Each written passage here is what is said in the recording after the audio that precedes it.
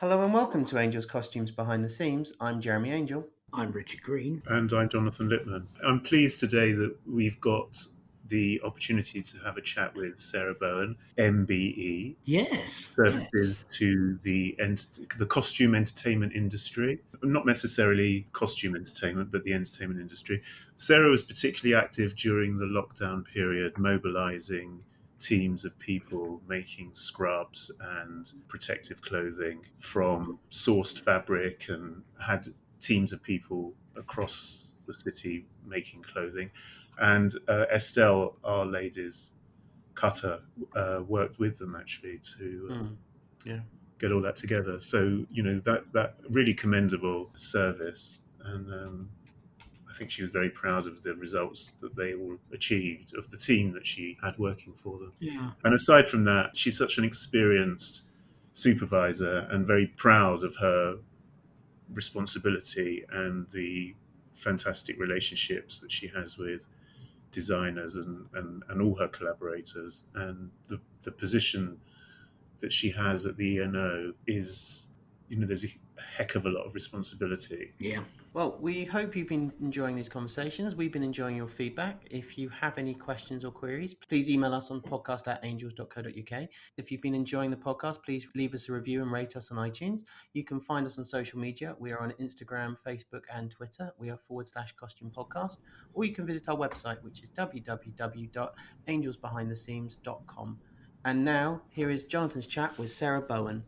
Good afternoon, everybody. And this afternoon, I'm absolutely thrilled to invite Sarah Bowern to our chat forum. Welcome, Sarah. Hi, Jonathan. I'm particularly thrilled that we've got this opportunity because in normal circumstances, you're an incredibly busy person, and we have a working relationship that's established itself over the years, as you have with my colleague Richard. And I don't know if you know Jeremy yet, but you've probably seen him in passing. I haven't worked with him like I have with you and Richard, but we say hello in the corridors. Good, I'm glad, because he's an integral part of this process, but also of the process at Angels in terms of steering jobs through the building and facilitating. And I'm particularly glad that we've got the opportunity to talk to you, Sarah, because I think over many years that I've watched you working, I think that you have a particular way of working which is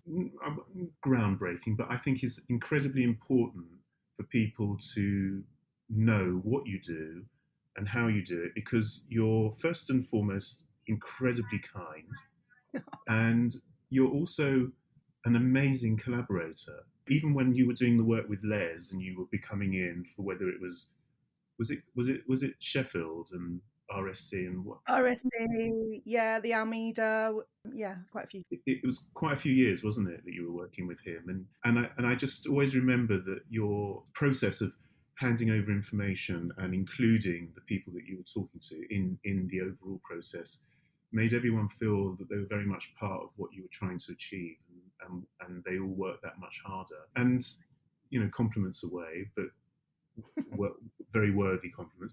But tell me, Sarah, how did you actually start in the industry? What was the point that you came into it from? Education, or from a hobby, or? Well, it was from education. Amateur dramatics? No, definitely not. I never was keen to be front on the boards. I was always a behind the stage girl.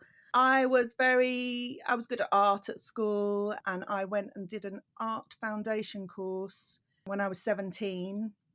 In those days, if you were good at art, you're allowed to take your art A-level at school in the lower sixth, as it was called then, which a lot of us did, and then went straight off to art college, which is what I did. I did a 2-year arts foundation course at Southwark, which then became Camberwell School of Arts, part of Camberwell. And I was really interested in fashion and textiles, and you were allowed to specialise. And I thought that was the way I was veering, very much into textiles. And right at the end of our course, at the end of the second year, just before we were about to apply for, our degrees or higher national diplomas or whatever, we had a small theatre design project where we went to the Young Vic theatre and had a tour around the theatre backstage and on stage, and was set a little project And I walked into the wardrobe there, which was this very small, it's had a lot of work done now, but this very small little room with, it was run by a wardrobe mistress or supervisor called Phyllis Byrne, quite a formidable Scottish lady from Pitlochry, and Sheila Toner, who's quite a big costume maker now, or was. Yeah. And they showed me around, and I just absolutely fell in love with the place. And I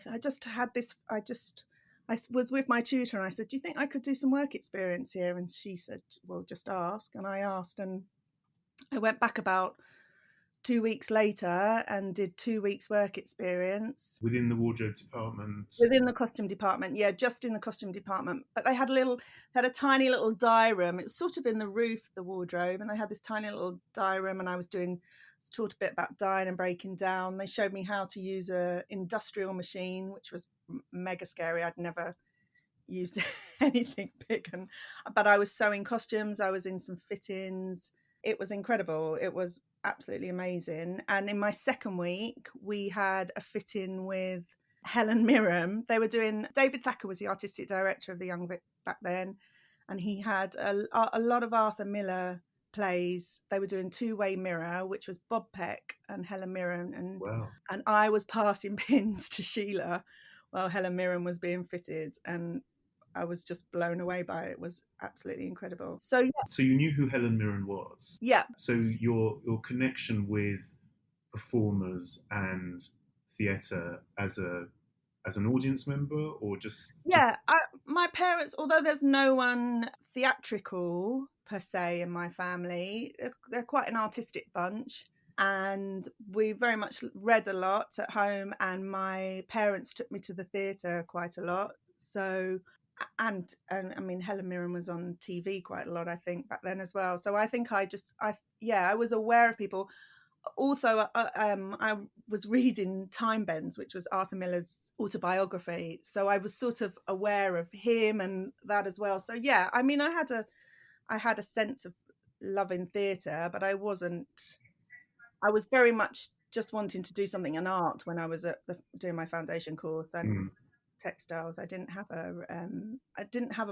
didn't realize there was actually jobs in costume until we did this little assignment. Because, you know, when we were growing up and we were going through the process of education, the careers guidance, there seemed to be a sort of a bit of a shadow over, if you wanted to go and follow an arts orientated career, it could either be fashion or fine art, you know, commercial art or fine art. Yeah. There didn't seem to be any grasp of what could be in between. No, absolutely. And actually my portfolio that I sort of worked up during my foundation course was very fashion orientated, because that's what I knew. So I quickly changed I thought I was going off to Middlesex Polytechnic to do fashion and textiles. And I changed very last minute and drove my tutors up the wall, because I changed my direction last minute and applied for Wimbledon and for Croydon. As a result of that work placement? As a result of that work placement.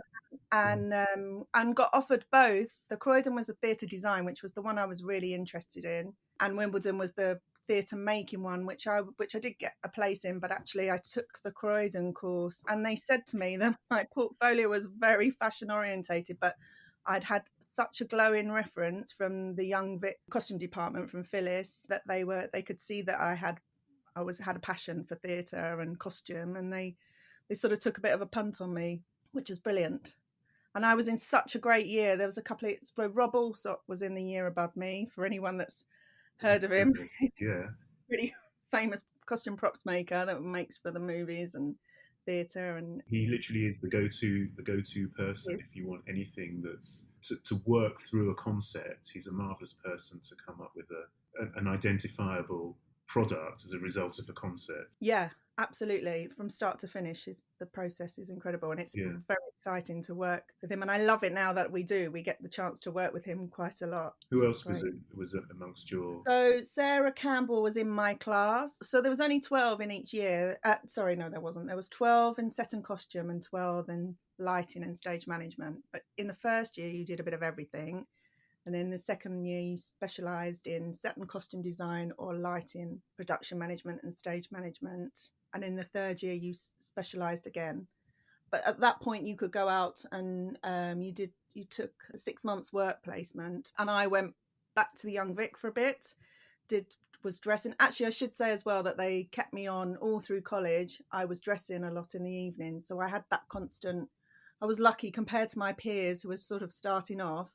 I was really lucky that I had that first foot on the rung of the ladder, because I was already a dresser by the time I was sort of into my, halfway through my course, my degree. So Well, you say lucky, but at the point that you were absorbing all of this information and process, you were working hard. You had a work ethic back then that they could then pull on in terms of giving you the opportunities and the experience. yeah, So to a great extent, we are all masters of our own destiny, yeah, because you wouldn't have had that opportunity if you were basically sitting there filing your nail. No, true. I do. Yeah, I'm a get up and go person. I'm sure that's true. And they would have seen that and pounced on it, because that quality, and also all of that time you're absorbing the psychology of backstage in terms of how to approach performers, when to go in, when to withdraw, the sniffing the air and learning, and that is so important. And we tell people all the time that the best way of progressing is by starting at the very bottom, as the majority of us have had to do, and literally just immersing yourself in it at every level, because that's the only way you will ever be able to completely understand what is actually quite a complex process. Yeah, it is, and there's so much to it. There's so many learning, not just in the costume department, but the whole of the backstage, the whole of the theatre setup. And I loved that about the Young Vic, maybe because it was a small space, and it was, I mean, you hear people say about it, it's a family, and places like that are a family, but it really was. And it was, I loved dressing there, and I was really lucky. I did have a little mini career while I was learning as well, that I kept going back to. Were you living at home at that time? I was living at home for the first year or two. I moved I'm from South London, but I moved all the way to Croydon, which is about 40 minutes in the car. I remember my mum seeing me off when I left, and packed my car up, and she burst into tears. And I was home the following Sunday with my washing. But I did love the theatre life. And I wasn't the only one that was. A lot of us worked. We studied, but we also were.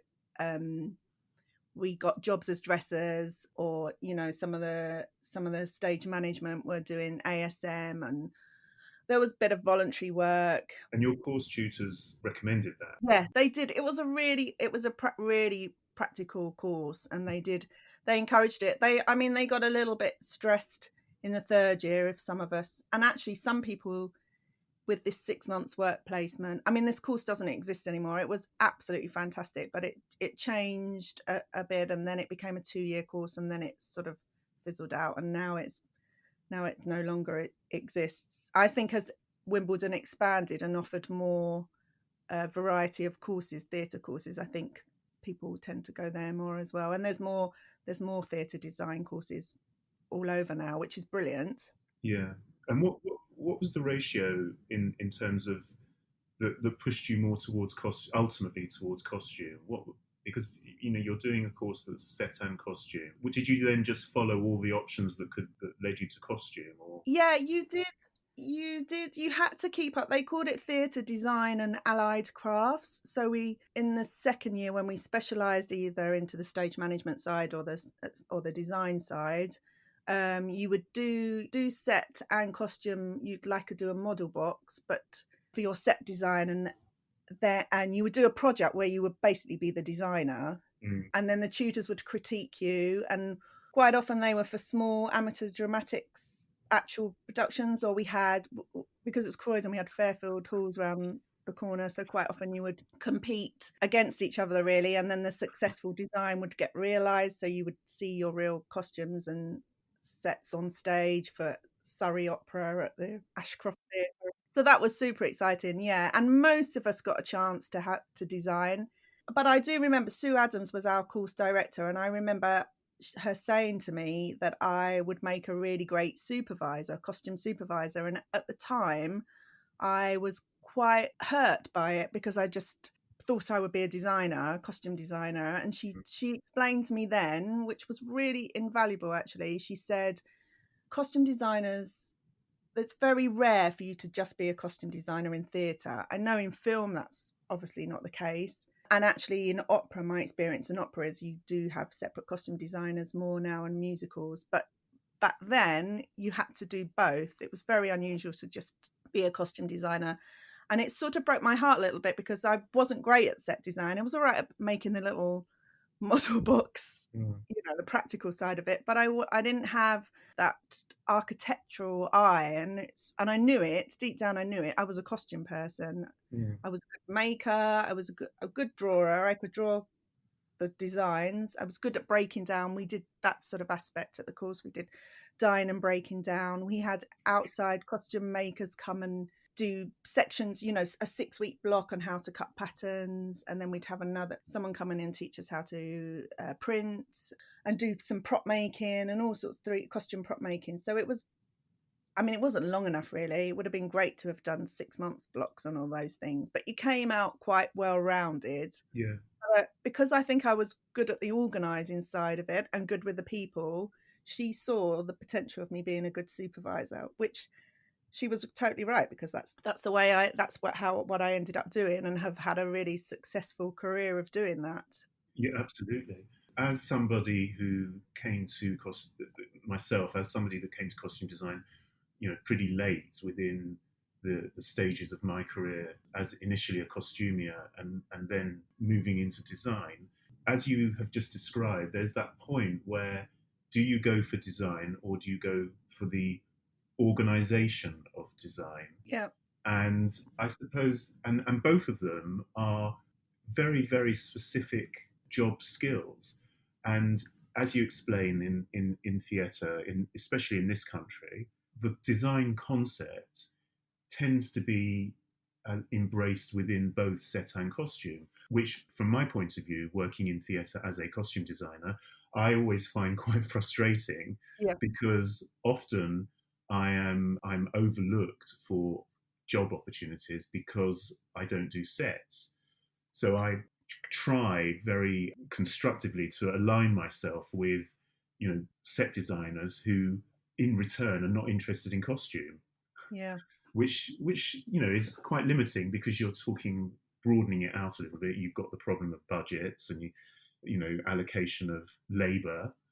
Yeah. So, and I always find that a bit of a shame, but it's something that you have to just keep pushing forward on, and hopefully, you'll one day you'll meet producers who kind of absolutely understand that actually set and costume are completely different disciplines.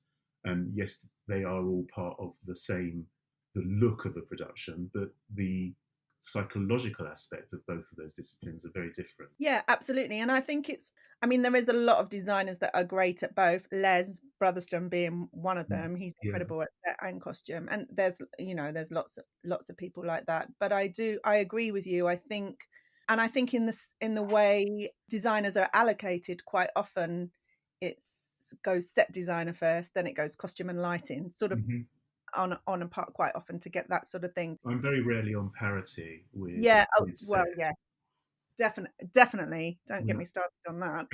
And frequently when I'm brought in to do costume for whatever reason, because whether it's the set designer not wanting to do both or a producer wanting to split it, whatever the reason, even when they want me there, my parity isn't the same as set. And it's funny how that's a historical situation. It is historical, and it's because it's interesting, because if you went hour for hour as well, I don't want it to be like costume versus set at all, but I feel like from a costume designer's point of view, you start so early, but then you don't just hand your designs over to costume makers or costume supervisors. You're there throughout the whole process. Your fabric shopping sampling with your supervisor, you're meeting your makers at the early stage, you're going to the Angels and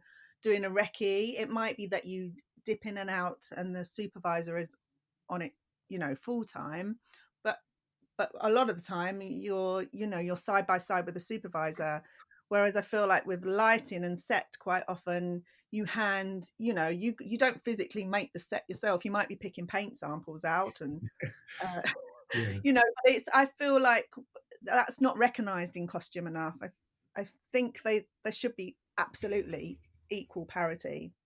I wonder whether this period of time that we've all been going through in terms of lockdown and these various forums that have been set up to try and rally support within the industry in terms of the plight of the freelancer and these different disciplines. I was sort of hoping right at the start when these chats, these forums were first setting themselves up, and that out of it would come perhaps, maybe idealistically, a new way of operating. Aside from the safety aspect of what goes on in theatre and on film sets and TV sets, the structure of employment and how we're talking about parity, but it's more complex than that. It has to start right from the very beginning when the project is first conceived. Yeah, I think it's a big grey area, and it actually does scare people off because they can't see that they can make a living from it, which is partly the reason why these podcasts are hopefully putting themselves out there and for people to listen to and see what the options are for them and where they can fit in. Yeah, absolutely. Yeah, I agree. I was talking to someone quite recently, a designer that's involved in the What Freelancers Make company, they've put together, talking about, I know I'll talk more about the ENO later, but, we are a small costume team, quite a small team there now. We rely so much on our freelancers. And what worries me going forward is as our budgets are, we spent quite a long time a couple of years ago, I know I've talked to you about this, Jonathan, about having pay parity in the costume and wigs department at the ENO. And what worries me is all that hard work and all that transparency that we've had now for the last 18 months since it was resolved goes out the window as our budgets get slashed and our full-time staff are expected to do more than they normally do because we can't afford the freelancers, and we have such it's so important that we don't forget about them.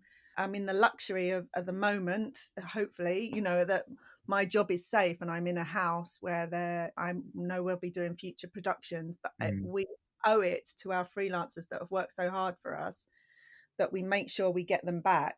And I think even more so we need them. Just, I'm sure the same, all our COVID health and safety things we're having to do at the moment, we need more people and more time, not less and less money.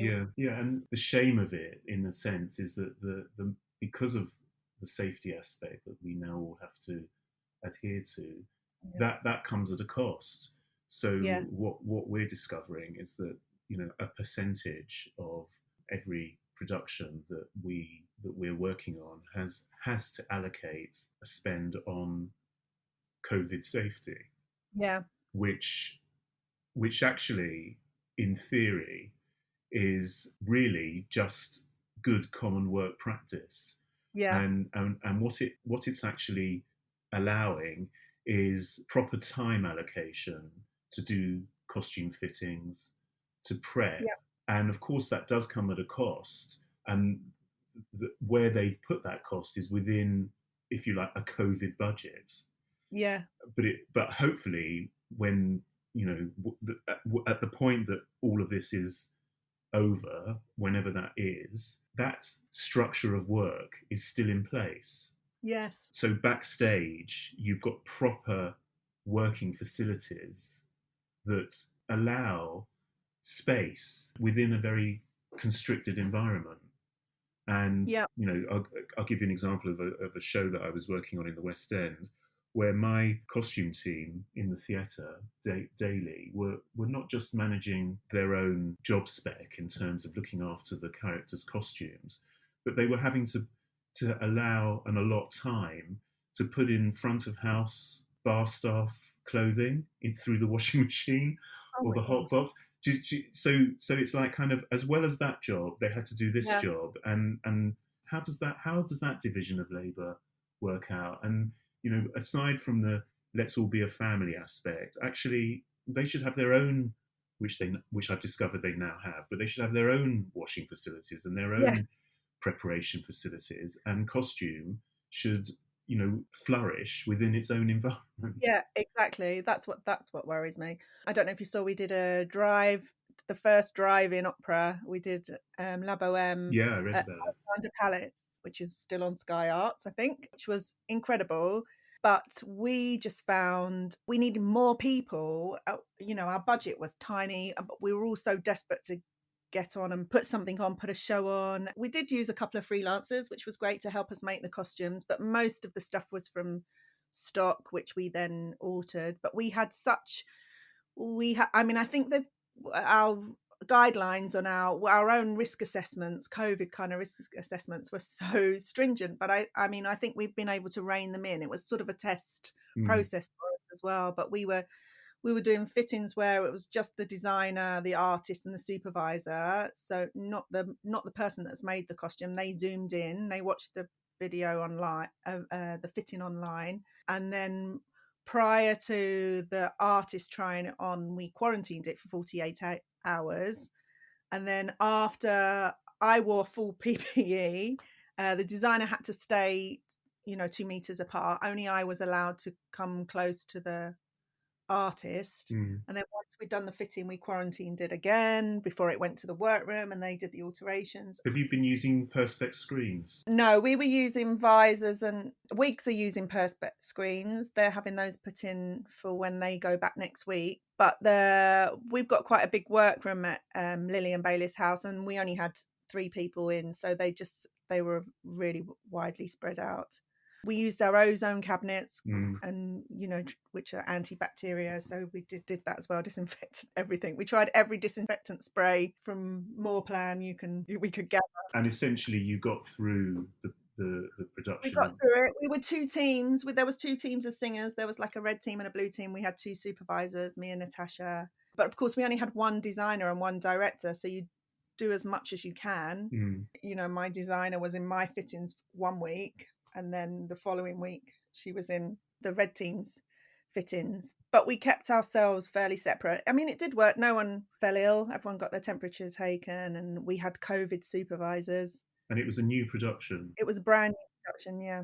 And it was wonderful. And had 100 cars. I don't know how much money you can make from those sort of things, but it was really important. I think that we were seen to be putting on something that was innovative. Oh yeah, and I not just putting on something, but putting on something new. Yeah. Rather than just taking a revival or something. A revival, which is already there in essence, and just throwing it out on stage with whatever you could do with an audience that met the requirements of social distancing. Yeah. I think it was innovative, and I applaud you for it. I think that resourcefulness and that thinking outside of the box, but in a creative way, as opposed to a narrow, desperate way. So in terms of the relationship between design and supervision, does the idea then, because obviously this, through your process of studying, you're being taught about how to take narrative and turn it in, and characterize through narrative with your performers, and the process of design in terms of how one comes to realize the physical look of what it is that you're working with your team to create. That slightly ethereal way of working, is that not concrete enough for you? Is that why the supervision gives you the satisfaction that it does, because of the actual solid skill base of the technical skill base? Yeah, maybe. So deep down, there is a designer in me, and I have been lucky enough. I have designed a few shows, and I still do. Oh, I know you have, and the thing is, Sarah, that I've had direct working experience with you when we did Dr. D from the Cape Town, from Manchester. But I also know that the reason why some of the best set designers and costume designers love working with you is because they know that your design aesthetic is simpatico, and Catherine Zuber, she she would love to pluck you out of the ENO and have you kind of working on, because she actually she's a hugely, as our audience will know, because she was one of our podcast interviews, but her career is sensational in terms of what she's accomplished. And not just with awards, but her process of work is involving and collaborative. And I know for a fact that she holds you in the highest, with the highest respect, because she can talk to you about what it is that she needs to do because of your understanding of design. Yeah, and also that collaboration that you just mentioned. I think that they're my favourite designers. Those ones that, I mean, the first time I worked with her and she kept saying, "What do you think, Sarah?" I was going to do her accent then, but I'm not going to. She, "What do you think?" And I was like, "Oh my God, Kathy Zuber's asking me what I think." And I'm like, I've been in this business 25 years. Of course, I've got strong opinions, but I love how much she trusts me. And Les is the same, and Francis there's lots of great. Katrina, Katrina is so busy as well, so she engulfs herself in people that she trusts, because she's always got so many amazing projects on as well, and she's so collaborative. I love working with Katrina. It's amazing because she really does trust her team. And I remember back in the days that you would come in with Les, and we talk about this word parity, but there was parity in terms of the specifications of the job that you were doing. Yeah. And he knew that, God forbid, if he had gone under a bus, you would absolutely be able to take the nuggets of what he started and take the whole thing to its logical conclusion. Yeah, although I mean, people like Les and Kathy and Katrina, their designs are so clear and so well thought out, and they work so closely with the directors early on. The harder jobs, and I'm sure you'll agree with this, just from from Angels trying to deal with designers, it's where someone comes on late or they're unprepared, and then they rely so much on you, and they're doing 15 other jobs, and you're sort of in the dark. They're the frustrating ones. And then you pull your personal resources from you with your knowledge and your skills and your it used to be a book for me, now it's obviously on our phone, but your contacts and stuff, and your knowledge of fabrics and makers, and you pull it together. There is shows like that where you feel like, I should have been the costume designer on this one. I mean, I'm not going to mention anyone's names or anything, but those exist as well. But I love, we've been lucky with I'm lucky that I've worked with some of the best designers set and costume. Oh, you definitely have. And so, do you feel that now, being in a position where you've been at the ENO and working at the Collie now for what is it, the best 15 years? No, it's it'll be 10 years next year. Was that a conscious decision to go into an environment that would give you a full-time structure within this industry, when so much of it is kind of scary in terms of where you're going to get your next job from? It was a sort of accident. Jobs, it's sort of in-house jobs in costume are very rare, as you know. They don't come up very often. I didn't even see the advert when I first, someone just told me about it and said, there's a supervisor jobs going at the ENO. And my kids were quite young. I think I'd had I worked freelance for 15 years, maybe more. And I was at the RSC and the National and the Globe, but also the Almeida, and back at the Young Vic and the Royal Court and places. So it was a mixture of doing, if I was doing a big gig at the RSC or the National, then, the money was better. You could just do one job. But when you were at the Almeida and the Young Vic, the smaller theatres, they have a lot less budget. You'd find yourself doing 2 or 3 jobs at once. I had a young family, so I was conscious that even though I was really an established supervisor working with these big designers, I was still waiting quite a long time to be paid sometimes. And someone told me to apply for this job, and I thought, yeah, maybe that's quite good for me at this point. Yeah, my kids are quite young. There's a bit of stability, and I wasn't sure. You weren't sure going into I was worried about the politics of the building and things like that. Do you think if a job had come up at because I know that you're London based, but if a job had come up at the Opera House or the National, would you have considered them as well? Was it just timing? I think it was timing. I had worked quite a lot in opera, and I do love that medium. I enjoy working in opera from a costume point of view. So, And dance, ballet? do you know, I've hardly done any. I've done a bit of contemporary dance. I've never done ballet. Never. The only ballet we do is quite often at the ENO. We have dance pieces but no, I've not. I'm really inexperienced in dance. I'd love to do more dance. It would be wonderful. Because obviously, so Les hasn't brought you in to do all No, this ocean stuff. That's interesting, isn't it? That even within his world, which is famously kind of so complete and fully rounded, he's got people that he uses for specific things. Yeah, and I actually think dance is very specific. I think theatre and opera and film, from a costume point of view, crisscross a bit over. I think but I think dance is it's trickier. I think you're absolutely in the hands of the dancer and the choreography. Yeah, and that very, very fabulous process of rehearsal and kind of working it all out, and then at the last minute, it all kind of like falls into place, and that's when you can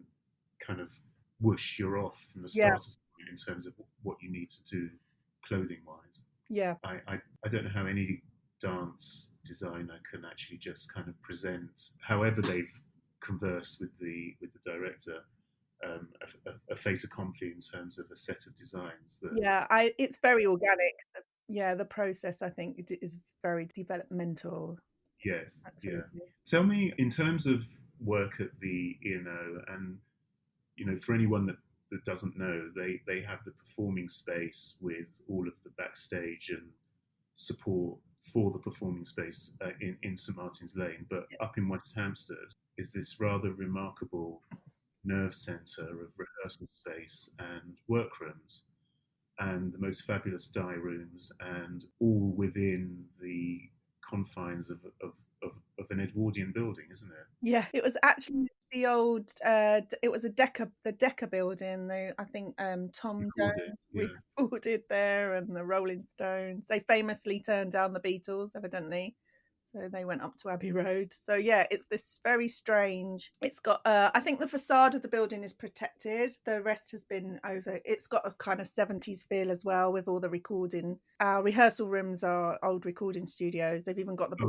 It's such a rabbit warren. I don't think I've ever found my way through a corridor. Yeah, I spend a lot of time rescuing designers from corridors. Yeah. Where am I? We're lucky we had, before I started, there was a full workroom there. So there's a dye room, there's Megan, our milliner, which is the best room in the building. I think everyone goes there for a cup of tea and a chat with Megan. Oh, I love it. It's Sharon, isn't it? Yeah, Sharon and Stephanie are up in the dye room. Yeah. And then we have Hilary and Rachel are our two full-time alterations. Well, they're more than that. They make as well, but there's our alterations technicians.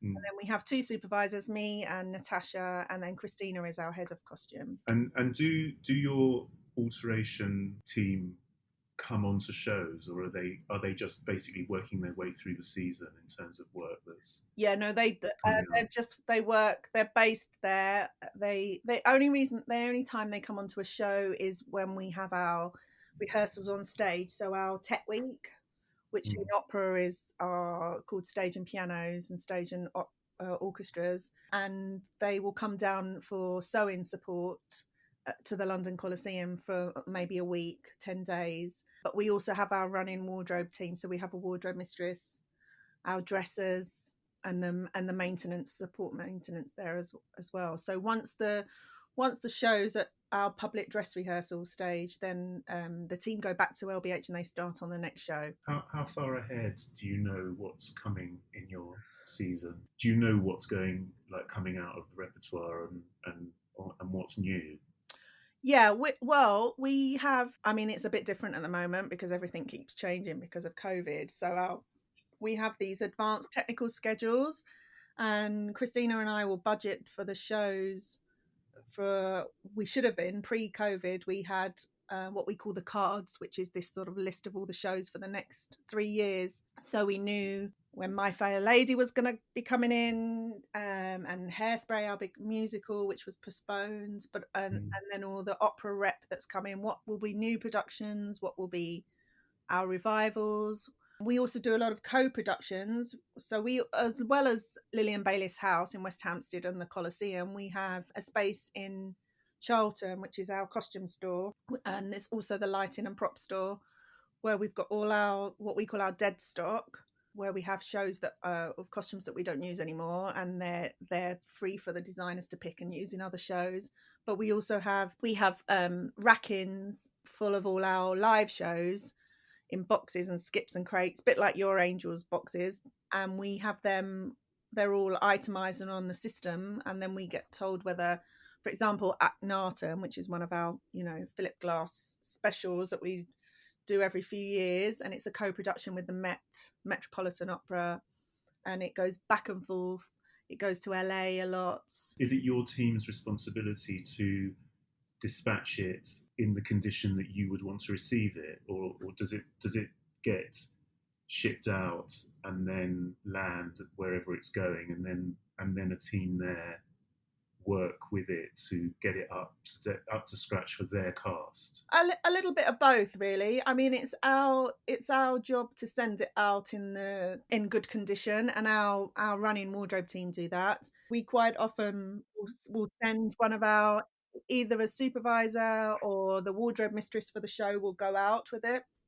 When we were doing Cellini, which was with Katrina Lindsay, which Terry and Gilliam directed, that was going all over the place in Europe. So I went with it to Barcelona to unpack it and talk it through with the costume team there. And then they had, a bit like when we would hire from you, you have your strict alteration guidelines. You can't dye it a different colour without checking with the existing team. You can't cut anything away. You have, you can alter it, but you need to either put it back or do it within a certain, we have these sort of strict guidelines. There's a lot of that sort of management side of it, stage management side of it, but we don't prep it for the theatre using the show next. We just send it in a good condition and packed. And what determines if with these co-productions, what determines what's going to stay with you and what's going to stay at the Met, for example? Is it dependent on storage or just programming? Generally programming. I think whoever is the initiator of it, whoever starts. So quite often the money is equal, especially with the Met and the ENO. Quite often it's fairly equal. But use Porgy and Bess as an example, because that's something that so we all worked on here. Yeah.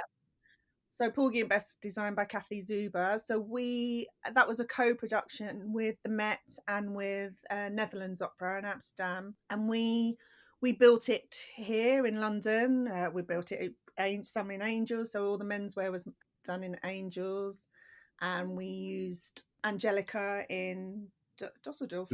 Yeah, Das Gewand. The ladies' chorus, and so we started that show. We put it on at the Coliseum, and then it went to Amsterdam, where I went with it for a few days, met Kathy, did a few principal fittings with her, went back again for the stage rehearsals, and then it went to the Met.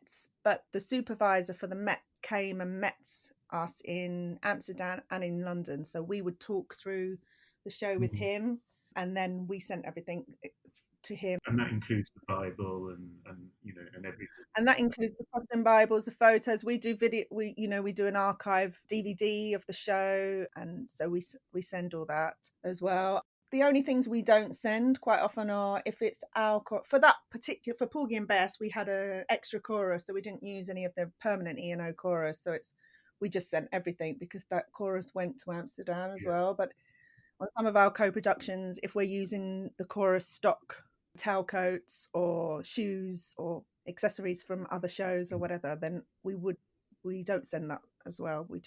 But we would put that in the Bible and say, got to find your own. Yeah, because boots. it's your stock, it's not part of the show. Yeah. And from Angel's point of view, it was a fantastic job to work on, because it was again giving us an opportunity to work with you guys and Catherine Zuber, and fairly unusually, although it made perfect commercial sense. We were making the items to sell, as opposed to making the items that would ultimately come back into our stock for then subsequent rehires. And that's a job by job decision that we take. But it was important at the point that this all came up, that knowing that we had a skill base here that Kathy wanted to employ, and because I'm with my Angels hat on, I'm ever wanting to kind of, I suppose, display our capabilities to organisations like yours. And in that instance, it worked very well, because you were able to kind of get a block of characters done that what I saw on stage looked amazing. Yeah, it was wonderful. It's one of my proudest shows there. But what was great about doing it with you guys was the resource. So Kathy she knows your stock so well as well. So when we were looking for shapes of a style of a jacket or a lady's dress, she would pull things out that she liked, and we could give them to your workroom, and then they would copy it. That complemented her designs. It wasn't just a random march through the racks. And No, very, absolutely not. And for anyone listening, that what Sarah's explaining is essentially that this is a job that is so complex in a fantastic way, and so involving, and actually ultimately, as I hope you've gathered from the way that we're talking, it ultimately so rewarding. Yeah, it was incredible.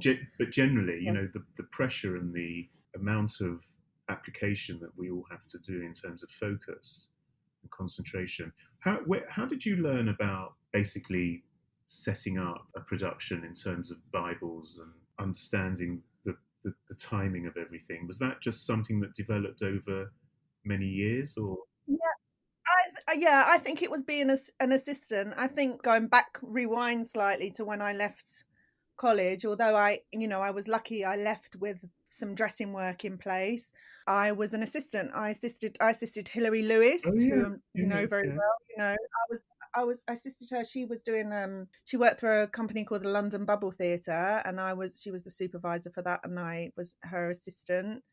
And then I became the wardrobe. I would stay on and be the wardrobe assistant on that show, so I would run the show as well. And I worked with her for about 3 or 4 years, so much so that she sort of groomed me in a nice way. She taught me a lot of stuff. She was doing this real mixture. She was doing some big operas. She did a lot of stuff at Wexford, so we would come to you. We would do that's when you were in Camden. I used to come and we would go to Camden and spend weeks and weeks pulling through all your racks to get massive chorus full of costumes for operas that we were doing, and then you'd ship them over to Ireland, and then we would fit them all there. But that I learned from her the importance of how to be organised, how to document. I mean, it was very different then. We used to take Polaroids, and there was none of the smart. You can't upload it onto your iPad like we do. There's no mobile phones, was there? No, none, not when we first started. So I think I learned from how I assisted Emma Riots. There's some really great core kind of supervisors who taught me about being very organised, and you just have to. But in turn, now I get the sense from observing you over these years that you're very aware that that's, in order for the job to progress, you do exactly that with your teams.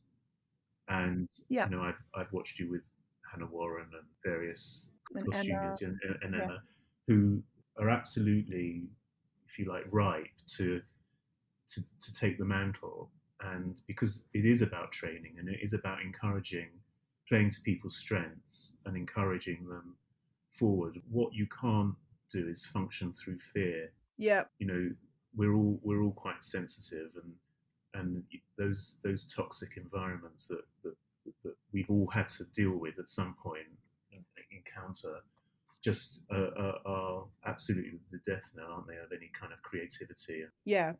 And luckily they're not, there's not too many of those. No. It's interesting you talking about Hannah, bringing up Hannah, because Hannah and Emma Howarth were like my perfect assistants, and now they both got great careers themselves. But they had such great, having an assistant that wasn't a costumier at Angels is, I can't think of a better assistant. They were so knowledgeable. And I mean, I always used to ask for either of those when they were both working there. But when Hannah came and worked with me at the ENO, she did about 2 years with me as an assistant, and then she ended up supervising a couple of shows herself as well. And it's such a great foundation.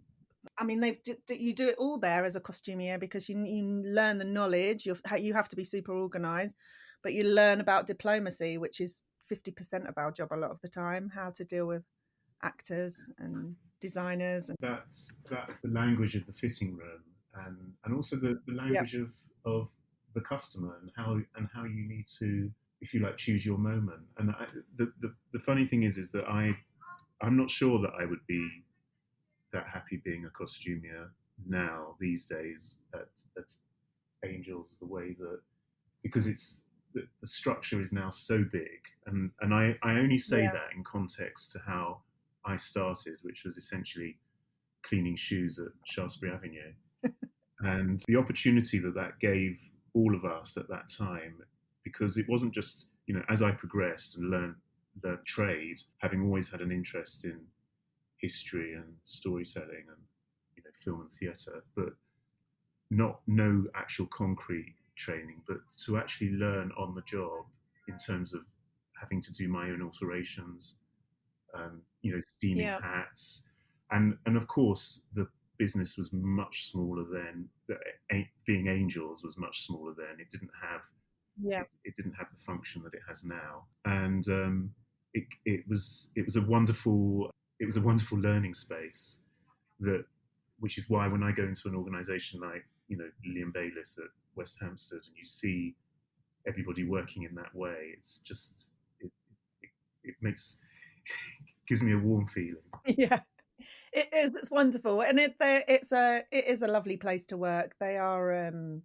We're a small team now, but it's very collaborative. But through necessity, because of what is currently going on, and the transition of the organisation of the ENO, and how it how it works out. And what I just said is not to dismiss the relevance of Angels now. I'm just purely commenting on what on basically 40 years ago, which to anybody is kind of almost an irrelevance now. Yeah, and it's still I mean, for a costumier there now, I still think it's incredible opportunity. And then, just, if you have any love at all for costume and theatre or film, to be immersed in that surrounding, the people that walk in and out of your doors, the designers and the actors and I mean, the very first time, I remember my first time going to Angels, and it was definitely my first job there. Ewan McGregor was there. He was being fitted for Velvet Goldmine, I think it was. Yeah. And there was a lot of costumiers all fluttering around, a bit flustered. And he walked out in these kind of I think he was just trying some shapes on or something, but he walked out in these sort of tight leopard skin trousers, and literally everyone was all of a flutter. I ended up working with Ewan McGregor at the Donmar warehouse, and I told him that story. He's lovely. He is lovely. Sarah, tell me, have you got? Is there a single piece of advice that you'd offer to somebody who wanted to kind of immerse themselves in your world? I don't know if there's a single piece. I feel like it's an old cliche, but I think the best people in theatre are the ones that have started at the bottom. They haven't had this sense of entitlement or privilege that you're lucky if you leave college and you get a great gig, but I think it's amazing if you can start.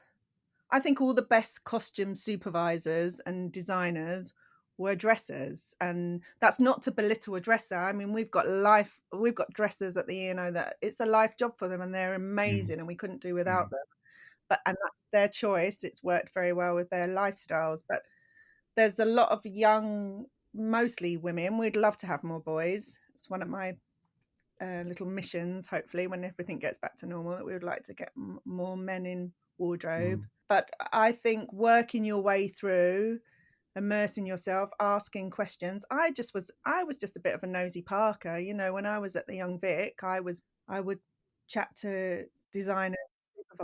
That's the thing. It's the curiosity. Yeah. You've got to be curious. You've got to want to know how everything works.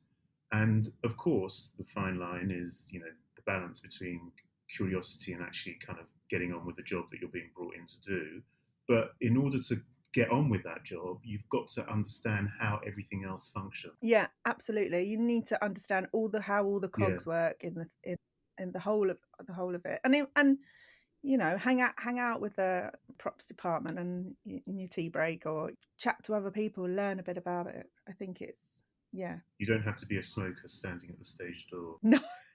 Going out for cigarettes. I was telling someone the other day about smoking, where I did this. One of my first dressing jobs was Natasha Richardson, Anna Christie it was called, at the Young Vic, and she ran off stage and had to do this full costume change, and she had to go on smoking, and part of my job as the dresser was to light her Woodbine cigarette, take a puff of it, hand it to her, so it was half smoked as she walked back onto the stage. I mean, you just couldn't. I didn't smoke. I'd never smoked. I was like trying not to cough. You couldn't do that now. That's 30 years ago. Thankfully, her mic turned off. Yeah. Doing the retching away. Or worse, choking on a bit of old Woodbine stuck on your tongue. Yeah. Well, you certainly couldn't do that now in our new COVID world. No. But anyway, even in our health and safety, which rightly so, you shouldn't be asking dressers to do that or anyone to do that. But I mean, you can't smoke real cigarettes on stage anymore anyway, can you? So Sarah, thank you so much. It's been amazing hearing your insight, because it's absolutely invaluable. And I should shout out to all the amazing people that made, including some of your ex-Angels and Angels team that helped make scrubs with me for the ENO scrubs campaign. It didn't feel like a big gesture. It just felt like the most natural thing to do to us at the time, for us to do at the time, because we weren't at work, and it was just the in-house team and a couple of our freelancers. But there was over 50 of us making scrubs, and 75% of those people were freelancers, and they're freelance costume makers that are currently, not making costumes. So. Did you know that we donated all our stock of scrubs? I did. Estelle told me. Yeah, it was amazing. Yeah, I think it's amazing. I think it just goes to show the theatre community, the humility showed over these last 7 months, is it now? Let's hope we don't all get. Well, the resourcefulness and the practicality. When you've got a skill base, you can't let it fester. It's got to be encouraged and promoted and championed. Championed and challenged. Absolutely. Sarah, thank you very much. You're welcome. It's lovely to talk to you. Nice to talk to you, and I know that Richard and I are really pleased that you're part of this world now. Yeah, I look forward to seeing you both in the flesh sometime, not too long. Well, yeah, at a distance. At a distance, of course. I'm fully pooped in my scrubs.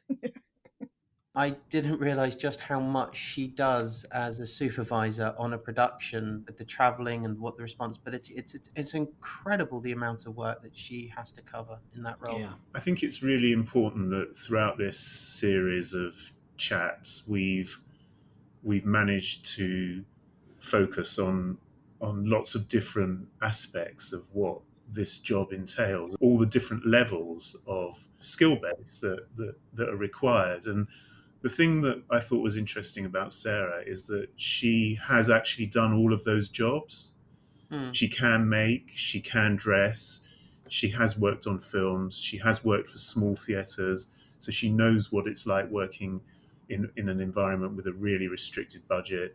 she's also worked for major production houses like the RSC, the National, the ENO, and now as a working mother, to have a job that with that amount of responsibility throws out really good signs to anybody wanting to sort of progress through this business and have a secure job that isn't within the freelance sector, and thereby constrained by the problems therein of being a freelancer. Yeah. I think it's something. I mean, we did change. I'm sure people noticed. There's some of the ways we're doing the questions. We have added a few in about the work-life balance and everything. And I actually think it's very interesting that you point that out, especially because if you look at the most recent interviews we have released, Sarah Bowen, Amy Roberts, Emma Wright, and Estelle Cleary, all four of them are all different stages of being mothers, but they've all been doing the careers that they've done with children and found ways of working with that and making it work. And I think it was Amy who possibly made the comment about how she'd seen in the past what people felt or the approach they took to people who'd have children and decisions she made. But I definitely think things have definitely changed, and it is possible to do, and it shouldn't be something that hampers you. Not that it shouldn't be something that hampers you. It shouldn't stymie your passion. If you are inherently interested in this environment, then you will find a way through. There's no question. The other nice thing about Sarah is, although she's got a great design eye, she obviously is very comfortable in where she is and her role where she is.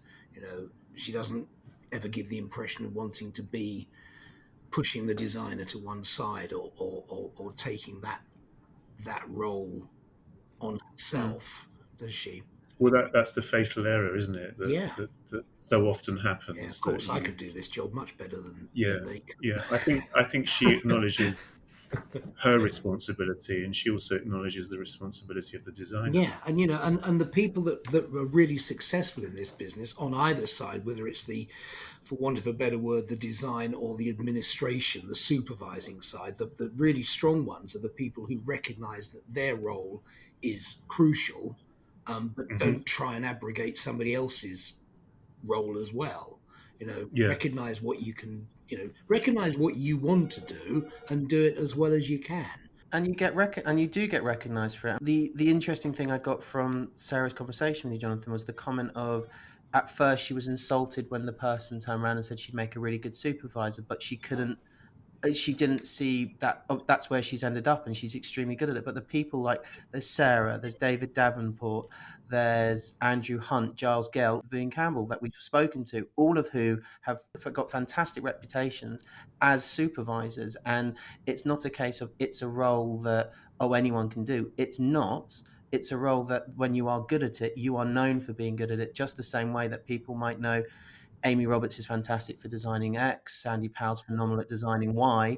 These people are also very good at what they do, and they're known for it. And it's not just the designer who is known within the role that they are a designer par excellence. You also get supervisors who are considered that. You will get buyers who you will be speaking to in the coming months who are like that. Yeah, on-set people, continuity people, and other people who have made themselves have a fantastic reputation and are known for that. So that's the one thing we're trying to hope everyone can gather.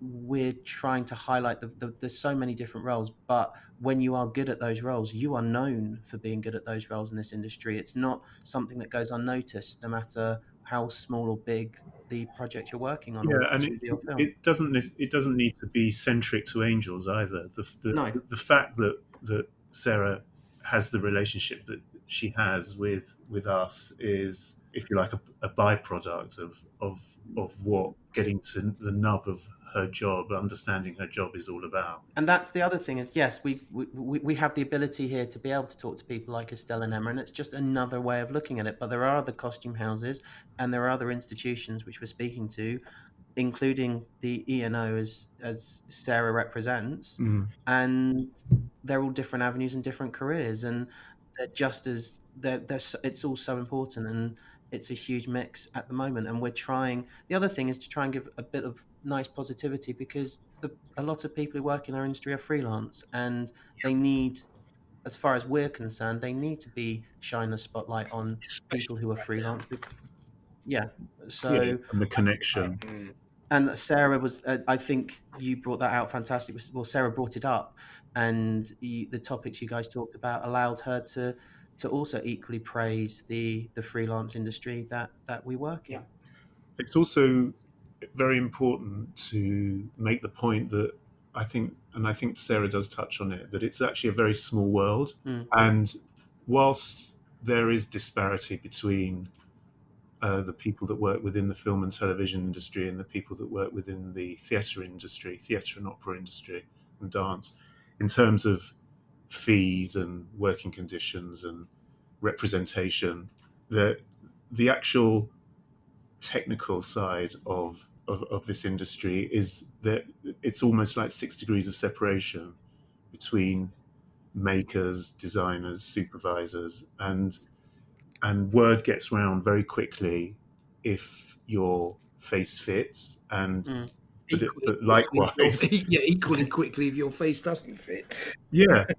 So you need to always be very aware of that and keep your counsel and how. I think it's worth bringing up another, just to go further and just get some understanding of it. Obviously, Angels, we are a costume house and we have the costumes that we hire. There are companies out there, or theatres and production companies, that have their own costume resources. So the ENO is one of them. You've got Vanessa, who you spoke to earlier this year, Richard, that they at the Guildhall have their own one. So it used to be theatres would have their own sort of some stock of costume, but now there are still companies out there. Well, yeah, I mean the RSC has a massive stock. All producing houses like the RSC, like Theatre Royal, but they all have costume departments that contain stock, and depending on the season of work that they're doing, expand and contract with workrooms and construction. But essentially, a lot of work is contracted out. The example that you gave of the Guildhall is essentially that's a school. Yeah. So Guildhall, like Central, Lambda, Laban, they all have their own. They have costume courses, and within those courses, they're practical courses. They have costume departments, and over the years, they have built up a reserve of stock and technical know-how in order to get work done in-house. But they're not run on the same lines as the costume departments of the Opera House or the ENO or National or RSC. Yeah, I mean those are the big ones, aren't they, Jonathan? I mean a lot of the regional theatres are taking shows in that are touring. So Theatre Royal Bath will put on a show there, and then they may well tour that show to some of the other theatres. So if you look on the theatre websites, you'll see that they're in for a couple of weeks and then they've moved on to somewhere else, which is a different kind of discipline, isn't it? Really, you're talking about the people who travel with those productions, putting them into different theatres and different wardrobe areas at the back. That sort of travelling circus element. Yeah, I mean, we spoke to Gabby and Justin very, very early on, and that was just one show that was the show that was travelling from theatre to theatre, but they kept the costumes. But other things are different, that the costumes won't travel. As Sarah's explained what happened with some of the pieces. If they're their own stock, it won't travel, and they've got to find their own alternatives in the city or town or country that the show's taking place in. We're trying to at least show everyone the different ways different productions work and how it all works. So we hope you're getting that out of it all. Yeah. It was a lovely interview, Jonathan. It really was. It was an interesting side of things, and I think, as I said, I never realised just how much Sarah has to do on some of those productions that travel, and it sounds a fascinating job.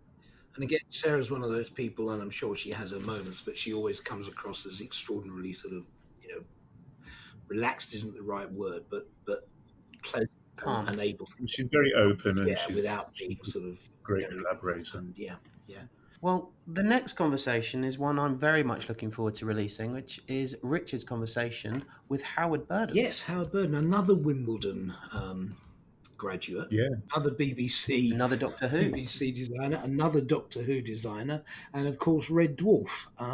Yes. And topically, Wurzel Gummidge, Yeah. which I think is coming out at Christmas. I think there's a Christmas special.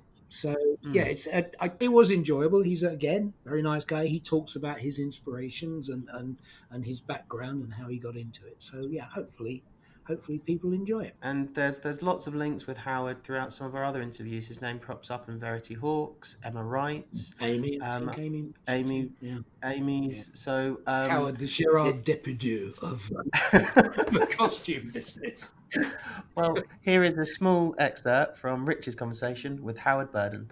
Recently, I did a contemporary drama, Young Wallander, because I got it and I went, oh no, contemporary police drama? Me? Really? Oh dear. Just read through and I went, oh my God, this is actually really good. And it was very clever and very, very good script. And that was a real departure because I just spent the past 5-6 years going from pole dart to War of the World to my mainstay, Red Dwarf to Zapped, so from fiction to period, strict period to period with a twist. Very much more of my sort of theatre background, much more my comfort zone in a way. So it was good to push the boundaries and to actually sort of put your mind into sort of contemporary clothing, because at the end of the day, it's all the same job. You're creating a character. You're finding out, and if somebody's wearing a particular coat or as a particular piece of jewelry, it's personal to that character. It's right. It's never you don't want it to spring out, but it's part of their persona in a way. So you're doing the same job as if you're doing a period.